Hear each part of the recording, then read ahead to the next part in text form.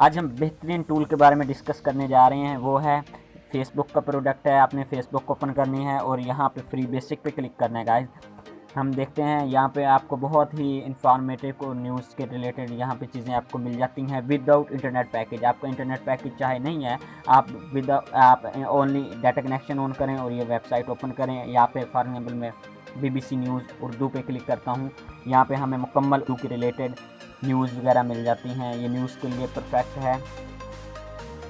पाकिस्तान के related, world के related, खेल के रिलेटेड, आपको हर चीज़ के रिलेटेड यहाँ पे न्यूज़ मिल जाती हैं विद पिक्चर्स। ओके, यहाँ पे अगर फॉर एग्जाम्पल मैं क्लिक करता हूँ दोबारा, अगेन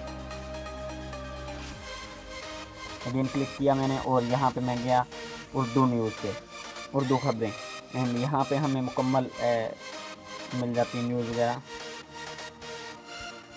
हर कैटेगरी के रिलेटेड यहाँ पे अलहदा